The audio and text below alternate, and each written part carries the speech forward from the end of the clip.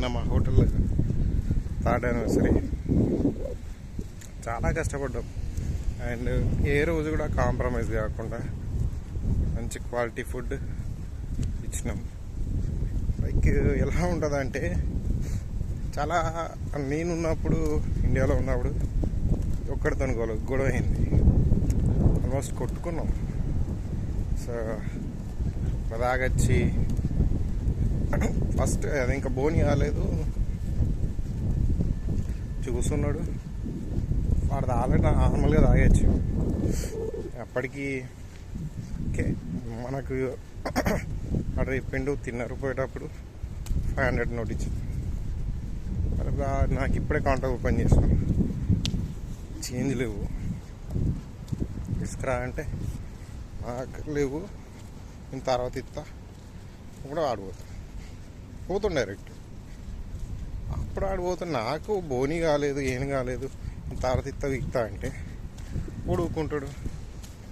లేదు గట్టెట్లా ఉంటుంది అంటే, లేదు అది ఇది అని ఎక్కువ మాట్లాడి పోయి నువ్వు తీసుకురా, పో అది తీసుకురా అనుకుంటా కొంచెం ఓవర్గా మాట్లాడి.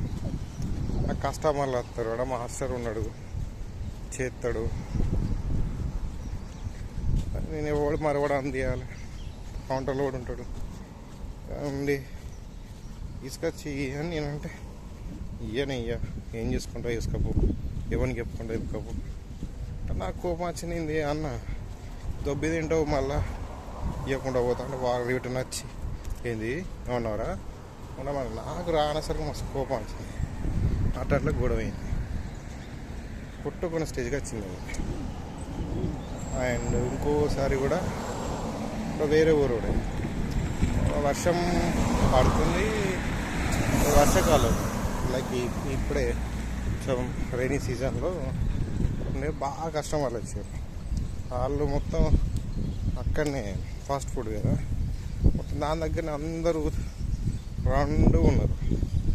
వేరే వాళ్ళు కూడా వాళ్ళు తాగేచ్చారు.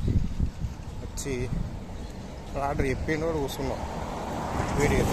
వాడు పిలిచి అప్పటికి బిజీ ఉంది.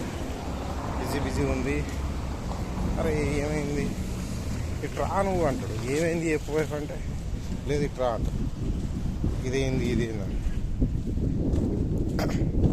వర్షాకాలం అది కామన్, అది ఈగలు వస్తుంటాయి పోతుంటాయి. ఎంతగానో నేను రోజు మొత్తం 5-6 సార్లు చూసిన. నేను ఎంత క్లీన్గా రోడ్ ఉన్నప్పుడు వస్తూనే ఉంటాయి. ఎంత నీట్గా క్లీన్గా పెట్టుకున్నా, స్ప్రేలు పెట్టినావు అని వేసినావు, ఎంత వేసినా కూడా అవైతే కాలే. అంటాడు ఇది ఇట్లా. ఒకటే మాట అన్న, నీకు తిన బుద్ధి అయితే తినేడా, అయితే తింటే తినో లేకపోతే పో అని చెప్పి. నాకు కోపం వచ్చింది.